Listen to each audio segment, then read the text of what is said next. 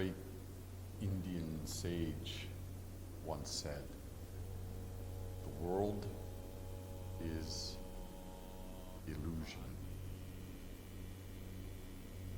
Only true self is real. The world is true self."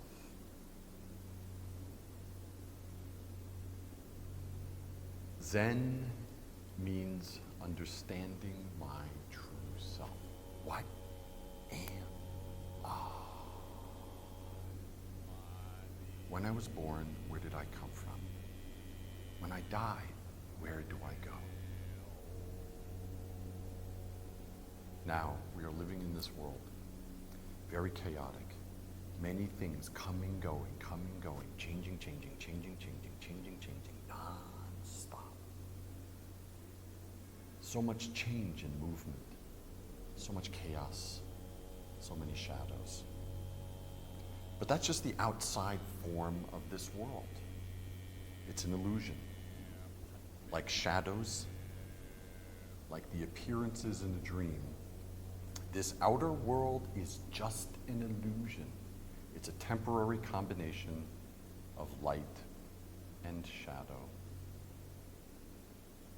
of name and form, of time and space, all of it created by thinking. So this is just an illusion.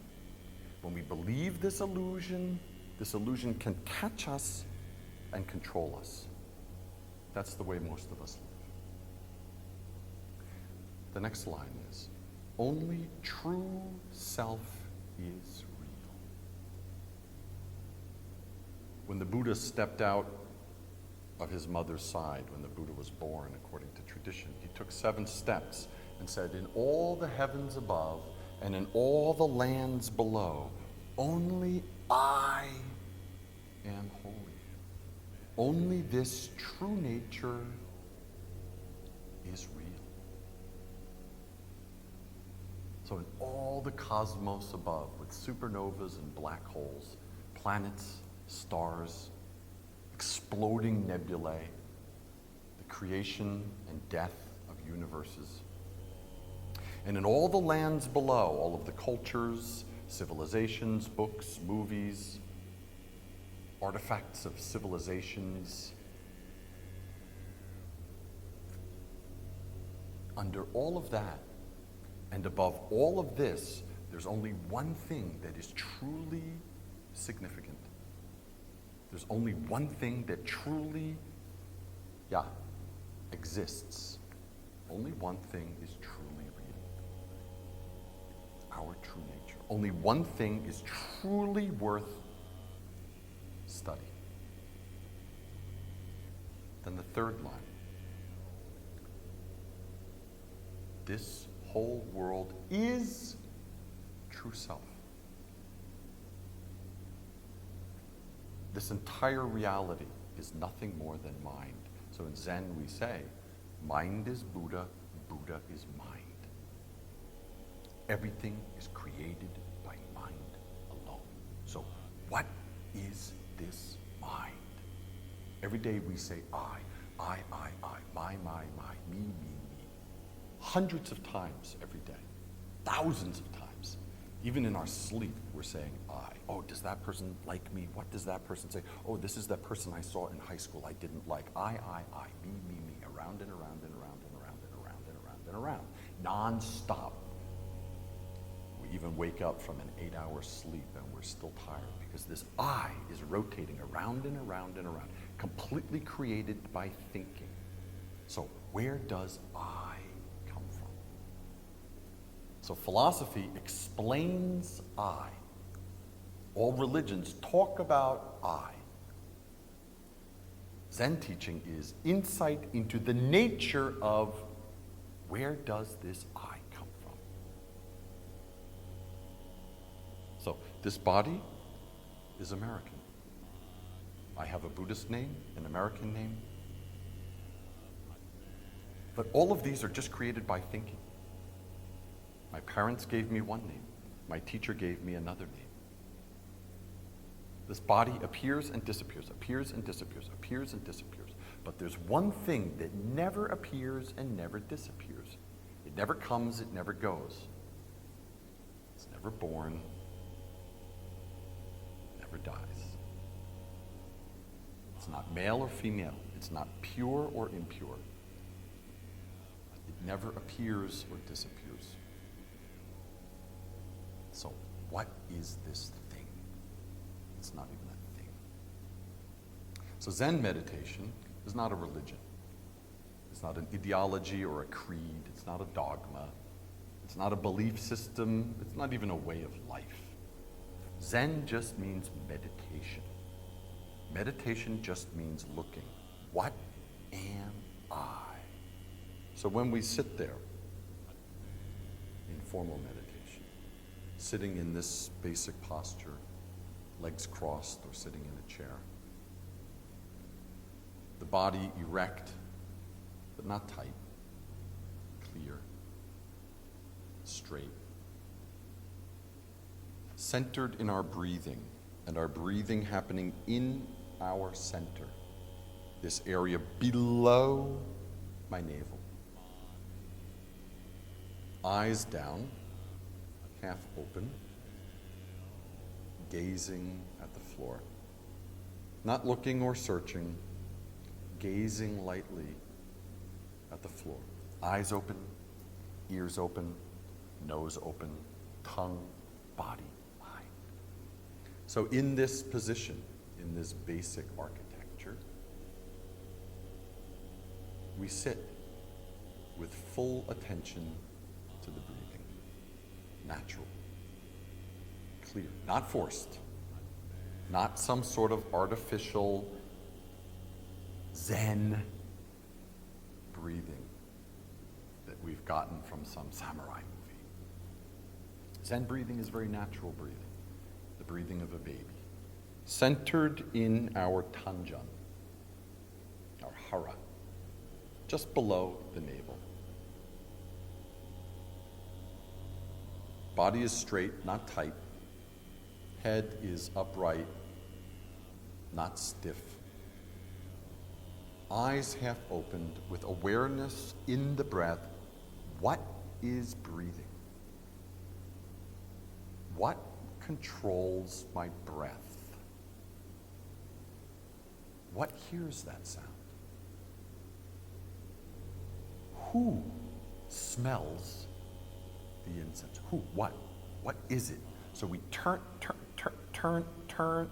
the view. Turn the view around.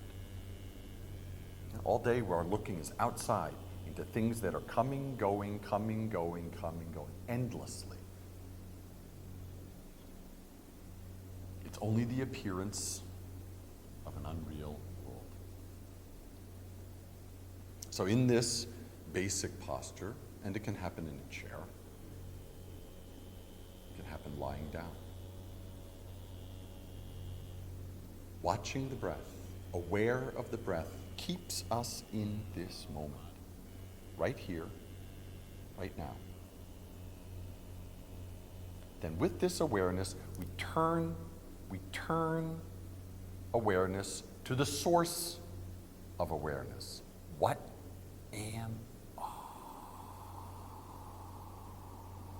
And when we do that, when we seriously look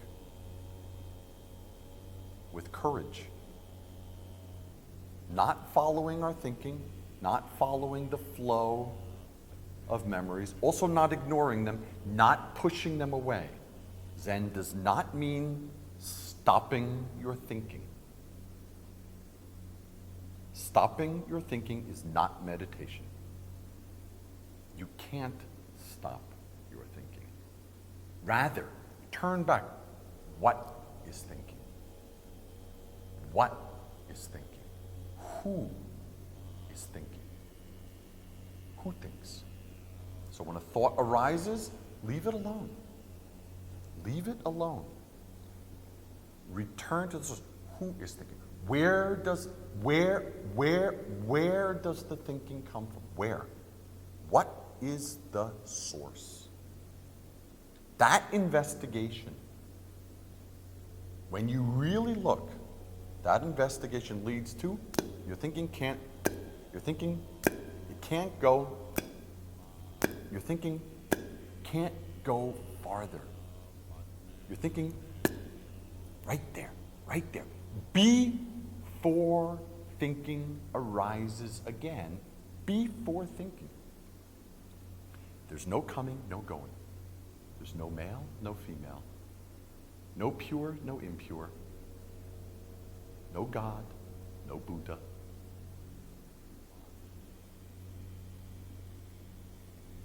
No yesterday, no tomorrow. It never appears or disappears. It's not male or female. And as I said, it was never born and it never dies. That, it has no name and no form. Some people call it Buddha or God or consciousness or the absolute, Christ nature, holiness, spirit, the soul, Brahman, in the words of the Indian sage who gave us the poem.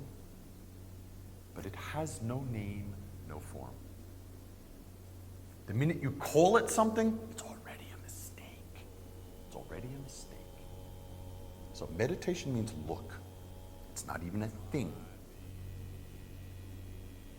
So meditation is this action of being. To be with the breath and to look at, what am I?